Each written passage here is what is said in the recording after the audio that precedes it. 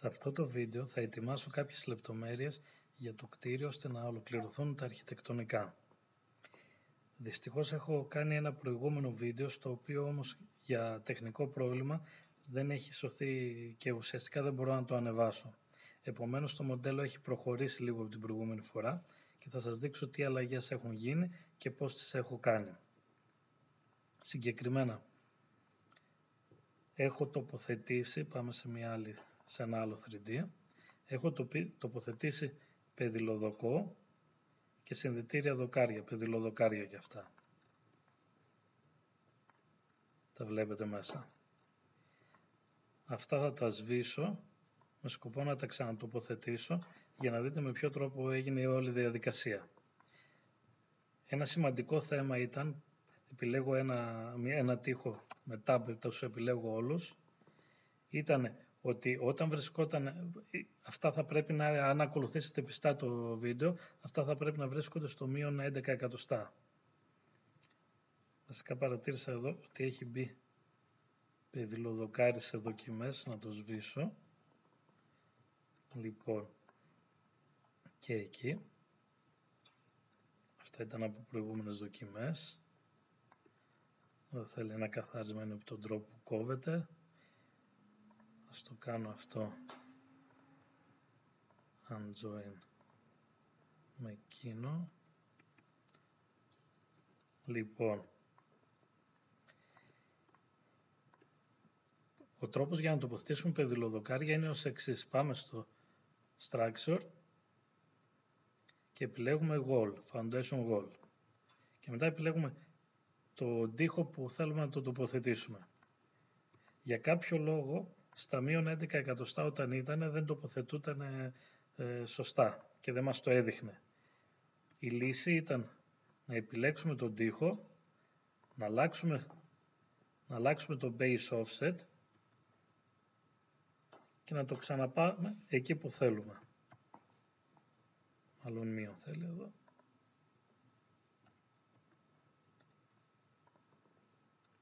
Αντίστοιχα το πεδιλοδοκάρι που έχω τοποθετήσει, έχω φτιάξει μια νέα, την ονόμασα Βασίλης Πεδιλοδοκό, η οποία ουσιαστικά είναι ίδια με την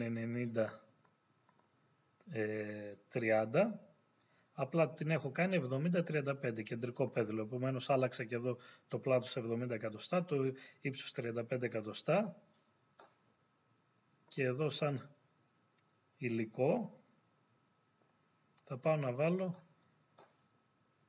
το Βασίλης οπλισμένος κυρόδεμα για να ταιριάζει στις επιμετρήσεις με τα υπόλοιπα.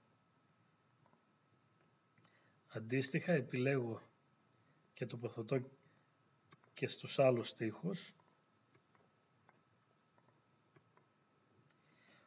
Όσον αφορά το υψόμετρο της πεδιλοδοκού, δεν έχει, θα πρέπει να τοποθετήσω τώρα, είναι τα 90, να τα κάνω 70-35 για να ταιριάζουν με τα υπόλοιπα.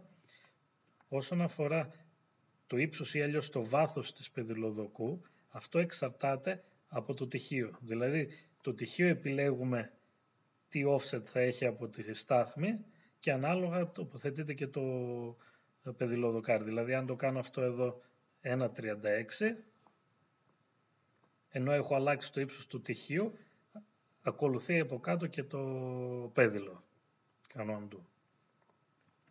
Επομένως με αυτόν τον τρόπο έχω βάλει τα πεδιλοδοκάρια μου. Αν για κάποιο λόγο τα τοποθετείτε και δεν μπαίνουν, θα επιλέξετε το τυχείο και θα πάτε αλλάξετε το base offset, θα το κάνετε 0 και μετά θα το ξανααλλάξετε. Είναι ένα κόλλημα που παρατήρησα στο Revit.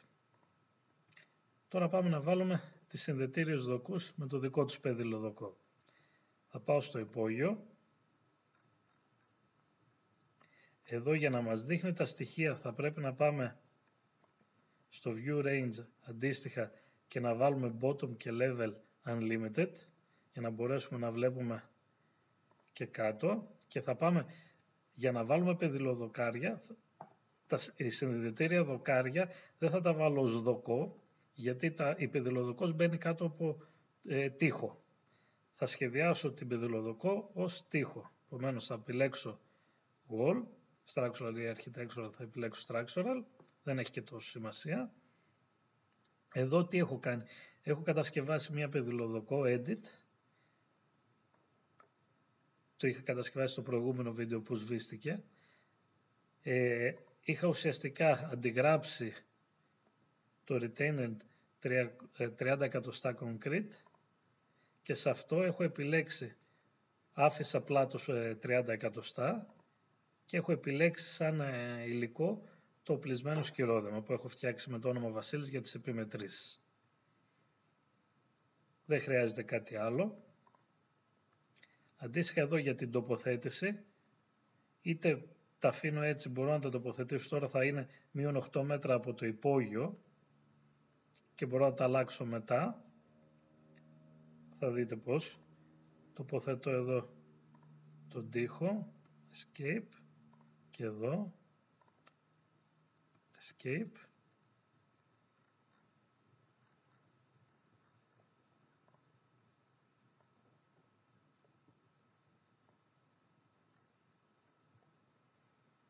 Να το φέρω στην άκρη, το στείλω.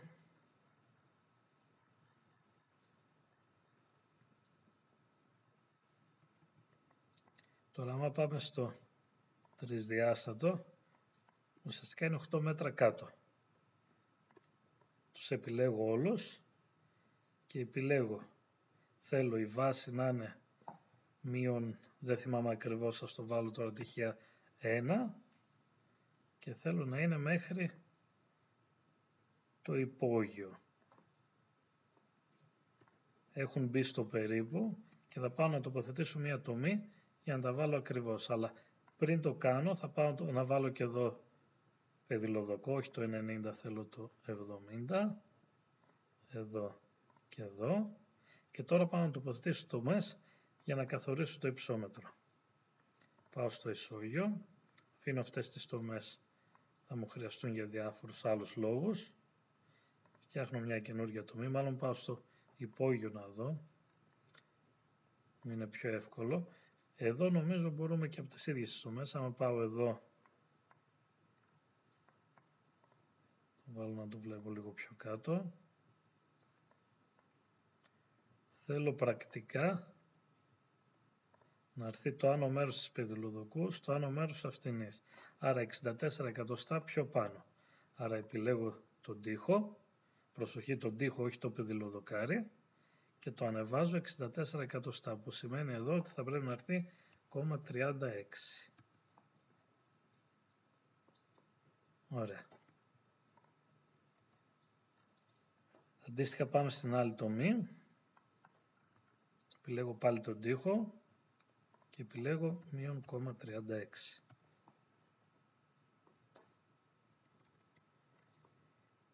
Θα έχετε παρατηρήσει ότι εδώ τώρα γράφει τομή, απλά τα έχω ονοματίσει διαφορετικά, με δεξί κλικ κάνω rename και βάζουμε το όνομα που θέλουμε.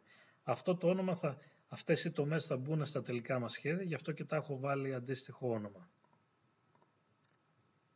Επομένως, ακόμη μία αλλαγή που έχω κάνει είναι στο ισόγειο. Εδώ το ύψος ορόφου, το μεικτό ύψος ορόφου ήταν 3 μέτρα. Αυτό δημιουργούσε εδώ ελάχιστο ύψος, μικρότερο από το 2,65. Επειδή από τον κανονισμό θέλουμε τουλάχιστον 2,65 ύψος για χώρους κύριας χρήσης, ανέβασα 4 εκατοστά τον όροφο, επομένως μας επαρκεί τώρα το ύψος. Θα μπορούσα να το ανεβάσω περισσότερο, αλλά σε εκείνη την περίπτωση θα μου δημιουργούνταν ακόμα ένα επιπλέον σκαλοπάτι στο σκάλα και θα είχα και επιπλέον αλλαγές. Αλλά αφού με 4 εκατοστά επιπλέον μου επαρκεί για το ύψος, το έχω αφήσει έτσι. Θα πρέπει στις τομές γενικώς να φαίνονται τα καθαρά ύψη ορόφων,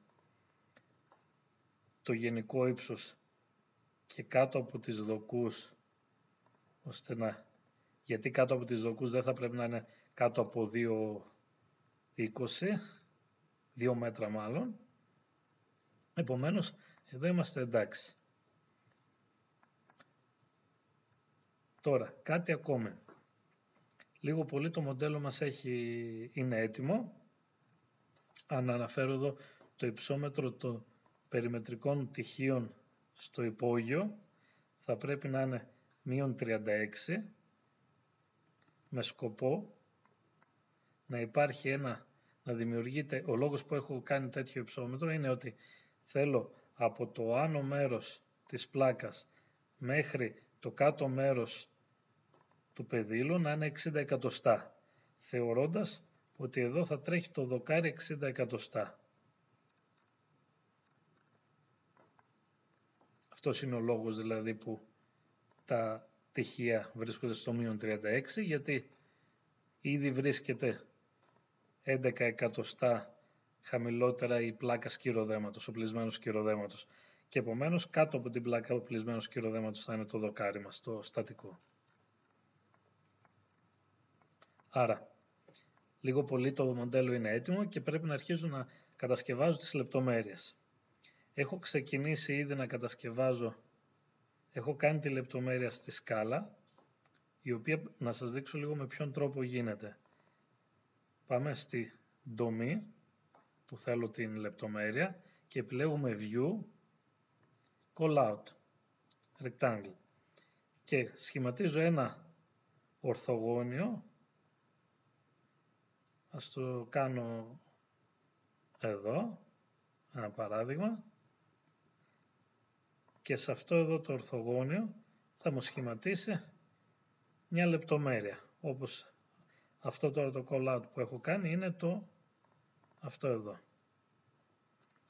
Ουσιαστικά βλέπω το ίδιο πράγμα, αλλά σε πιο κοντά μπορώ να αλλάξω εδώ την κλίμακα, να το κάνω 1:10 ας πούμε, και να τοποθετήσω στοιχεία όπως έχω κάνει παράδειγμα εδώ στη σκάλα. Στο οποίο τι έχω κάνει. Ουσιαστικά αυτό εδώ, να το βγάλω από εκεί, είναι ένα δυσδιάστατο αντικείμενο.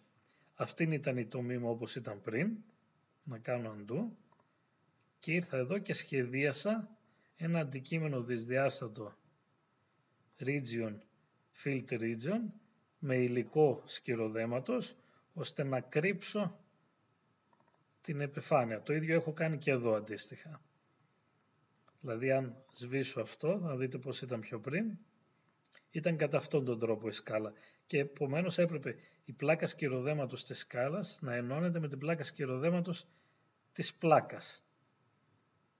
Και αντίστοιχα αυτή η πλάκα να ενώνεται. Και αυτό το έχω κάνει βάζοντας αυτό το σχήμα.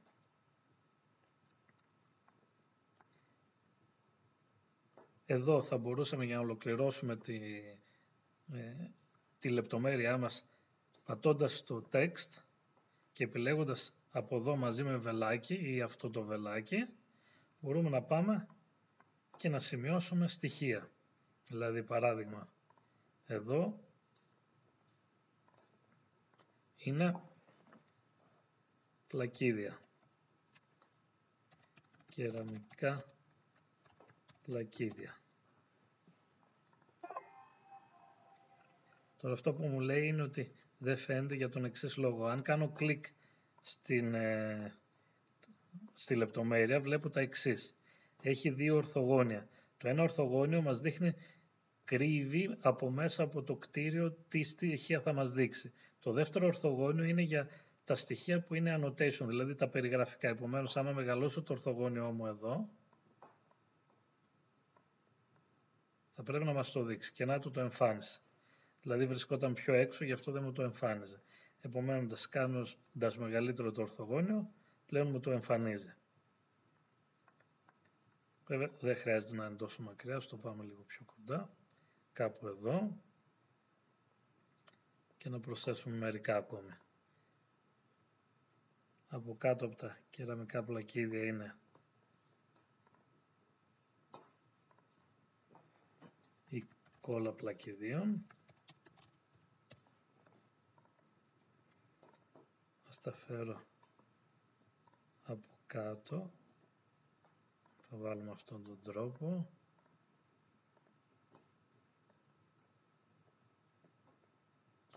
Να είναι πιο όμορφα. Εδώ λίγο κόκκινο που φαίνεται, πατάω Tab μέχρι να το επιλέξω, κάτω αριστερά θα δω. Είναι το τοπογραφικό. Θα το κρύψω σαν κατηγορία να μην φαίνεται. και συνεχίζω με text.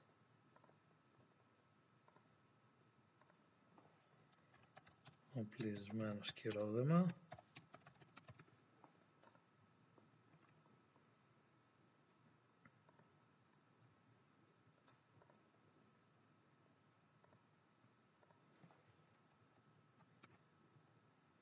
Ξυλασμένη πολυστερίνη.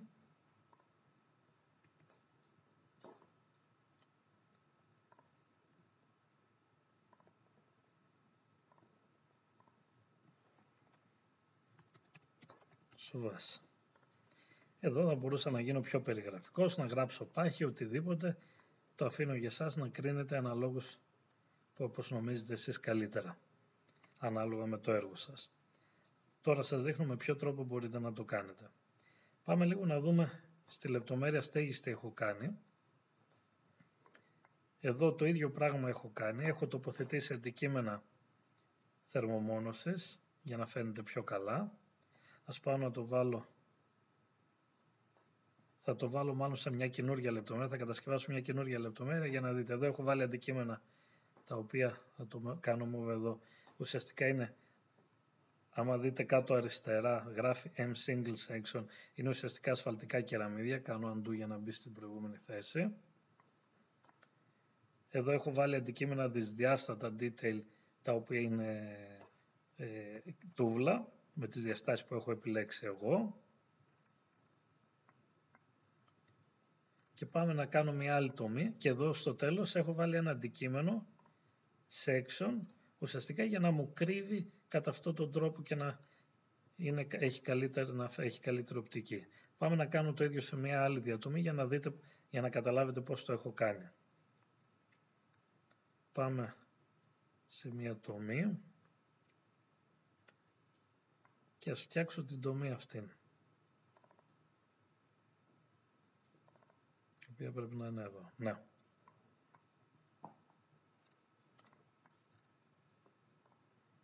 Ας τη μεγαλώσω να φαίνεται και το πέδιλο, ή θα γίνει πολύ μεγάλη, καλύτερα θα είναι χωριστά το πέδιλο.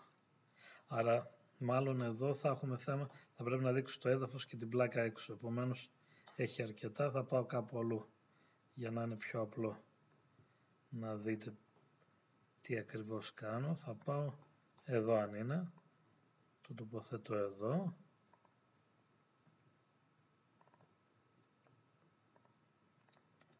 Ας κάνω με δεξί κλικ με το ονομασία και θα το ονομάσω λεπτομέρεια τείχων.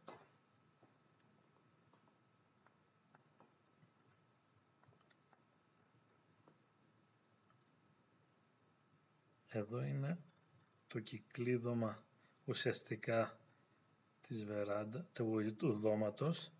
Θα το κρύψω γιατί δεν υπάρχει λόγος να φαίνεται η προβολή του από την τομή. Περισσότερο μπερδεύει. Θα βάλω εδώ να φαίνονται οι λεπτομέρειες.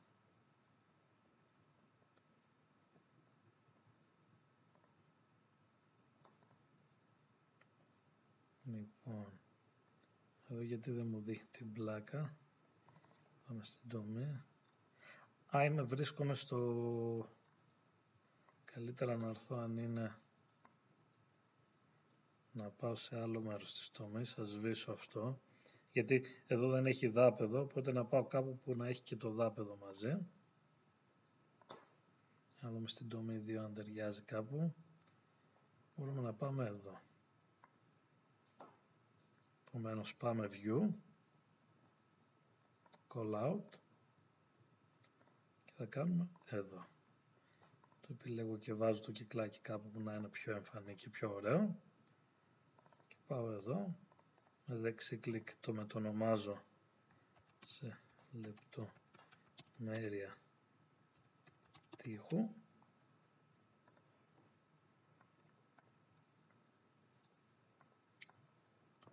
Και τώρα πάμε στα Families.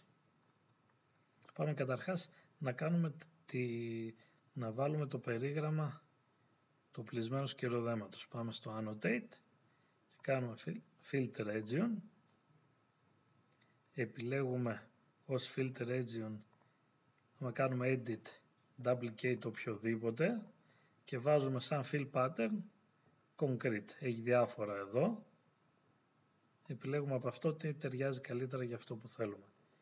Και βάζουμε το concrete, φτιάχνουμε δηλαδή ένα δικό μας οπλισμένο σκυρόδεμα για να ξεχωρίζει. Και πάμε τώρα και το βάζουμε στα ίδια σημεία που βρίσκεται. Ας βάλω εδώ, ξεκινήσω από εκεί, το βάλω λεπτό να φαίνεται. Ο κόσμος είναι εδώ.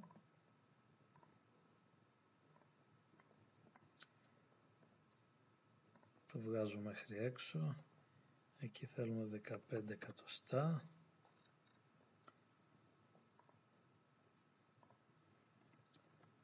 Και ενώνω αυτό με αυτό.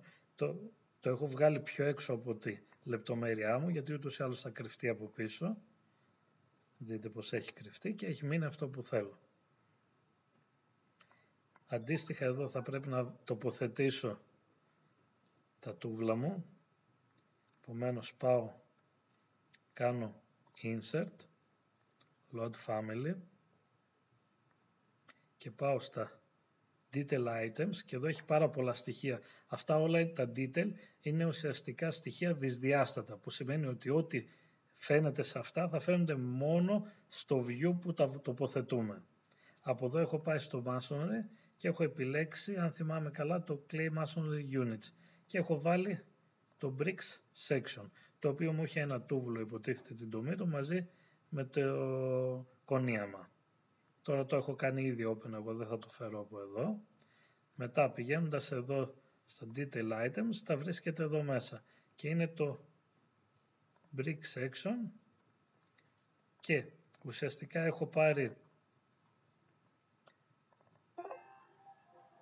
έχω πάρει ένα οποιοδήποτε, το έχω κάνει duplicate, το έχω αλλάξει το όνομα Βασίλης Τυχοπία για να ξεχωρίζει και έχω αλλάξει το thickness σε 15 εκατοστά, το length 25 και το ύψος 10 και το κονίαμα 1 εκατοστό.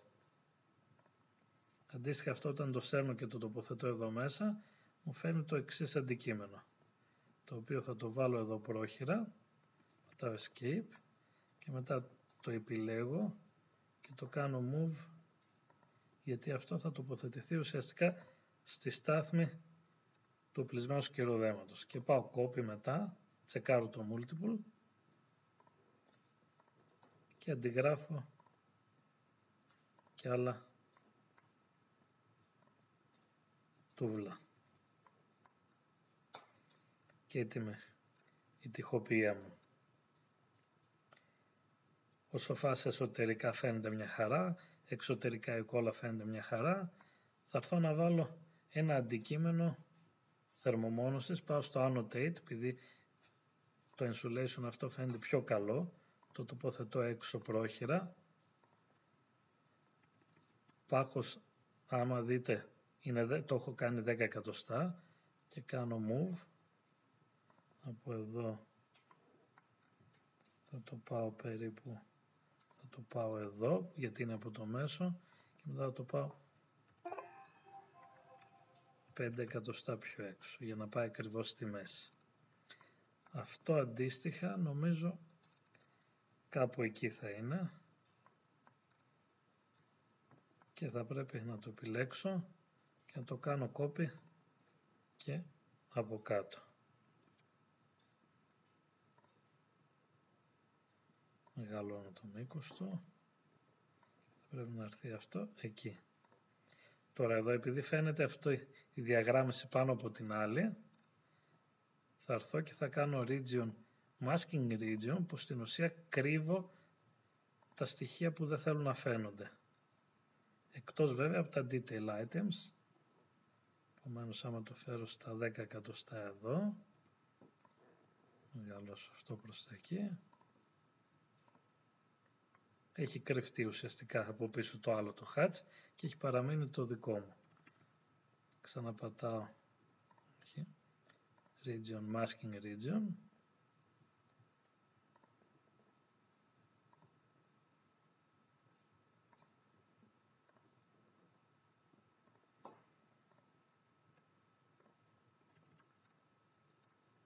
και έχει γίνει ως εξής. Επομένως, στο βάθος φαίνεται η προβολή του τοίχου, του στήλου. Βλέπουμε far clip offset είναι 737, το οποίο είναι πολύ, αλλά δεν μας ενοχλεί και τόσο. Θα μπορούσαμε να το βάλουμε να κρυφτεί, αλλά δεν πειράζει, ας φαίνεται η προβολή.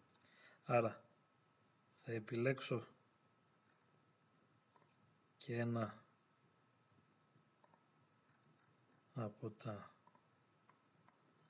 τούβλα μου να το τοποθετήσω και κάτω, αλλά αυτό θέλω να το περιστρέψω, με space περιστρέφεται για να είναι το κονίαμα από πάνω, το βάζω εκεί και αντίστοιχα το αντιγράφω.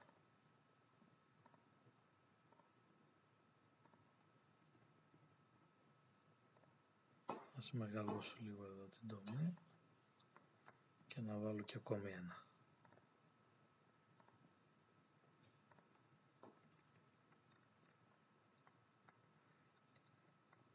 Επομένως, θα τοποθετηθεί η πλάκα σκυροδέματος και η δοκός, θα χτιστούν τα τούβλα, θα μπουν οι στρώσεις κλείσεων, η κόλλα πλακίδιων και τα πλακίδια. Λογικά αυτό εδώ, αν θέλω να είμαι σωστό, θα πρέπει εδώ να έρθω να κάνω το δάπεδό μου μαζί με το περίγραμμα γύρω το πλακάκι εδώ, δεν μου έρχεται τώρα η ονομασία του, και αντίστοιχα απ' έξω κάτι το ίδιο, και η θερμομόνος μπορεί να μην μπει πάνω στο δάπεδο, μπορεί να πιάνει μέχρι τις στρώσεις κλείσεων. Αλλά τώρα θα πρέπει να φτιάξω και άλλο masking region για το γκόλα και για το έξω. Εδώ στο βάθος φαίνεται το περίγραμμα της πόρτας, το οποίο το κάνω hide element για να μην μπερδεύει. Εδώ είναι το railing και το railing θα το κρύψω γιατί μπερδεύει. Και είμαι εντάξει. Τώρα θα πάω εδώ και θα βάλω ένα break line, το οποίο το έχω φορτώσει ήδη, μπορείτε να πάτε να το φορτώσετε, το οποίο είναι το εξής. Με space το επιλέγω να στραφεί. Είναι ένα τέτοιο στοιχείο που δείχνει, μπορώ να αλλάξω το μέγεθός του για να ταιριάζει στο μέγεθος του σχεδίου μου και να το βάλω κάπως έτσι, ώστε να κρύψει και να μου δείχνει ότι ουσιαστικά συνεχίζεται και παραπέρα. Επειδή τώρα είναι χρωματιστό, θα το κάνω κάπως έτσι. Νομίζω θέλει λίγο μεγαλύτερο εδώ.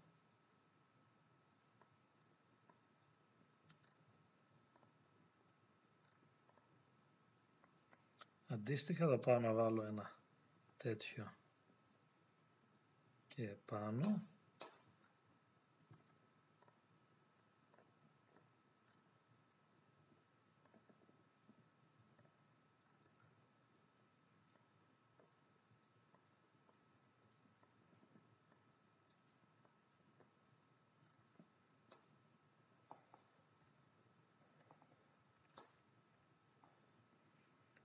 Το έχω κάνει πολύ μεγάλο αυτό.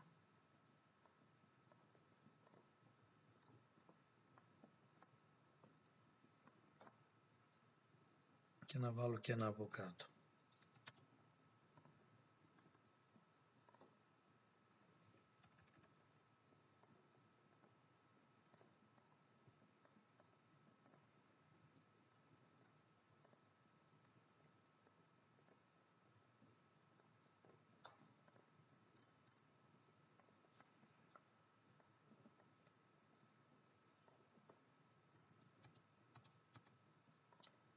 Και ένα από εκεί.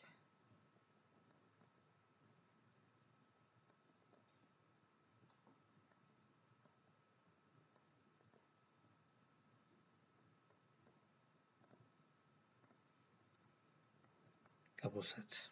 Και είναι έτοιμη. Τώρα θα πρέπει να ονοματίσω τα στοιχεία.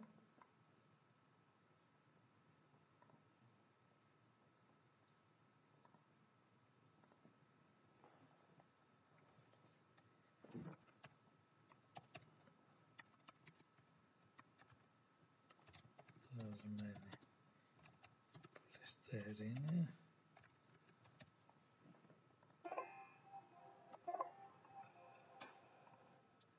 Πάλι επειδή δεν φαίνεται μέσα στο πλαίσιο.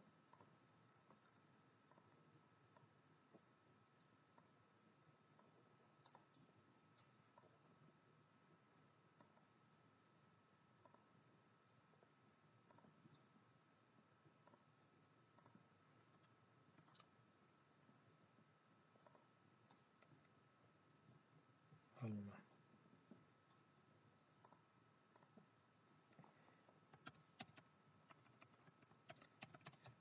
νούχος σοφάς.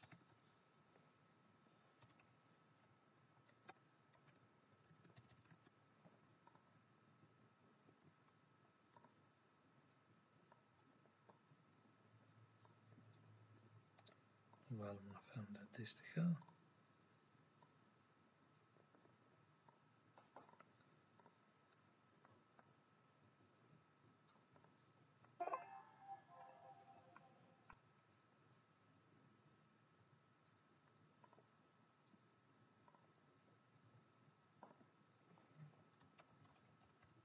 Κόλλα θερμομόνωσης.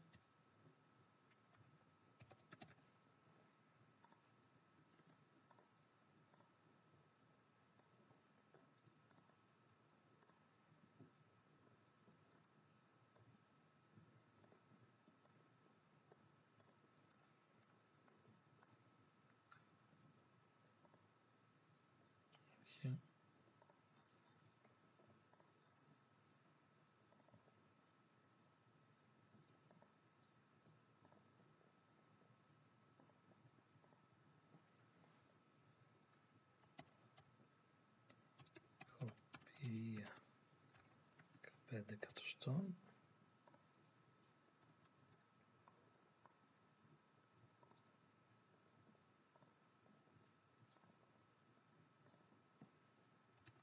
Και σοβάς. Για να το κάνω πι χρήσμα ασβέστο.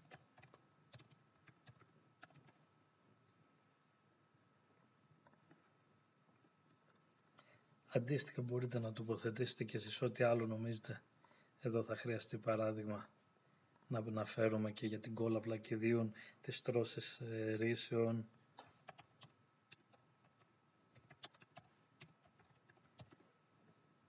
Δηλαδή για να γίνει μια ολοκληρωμένη λεπτομέρεια χρειάζεται να έχει όλα τα στοιχεία. Βέβαια καθώς θα προχωράνε οι μελέτες και θα ξέρουμε ακριβώς τις τρώσεις και αυτά και τα πάντα, θα ξέρουμε και να σημειώσουμε στη λεπτομέρεια όλα τα στοιχεία.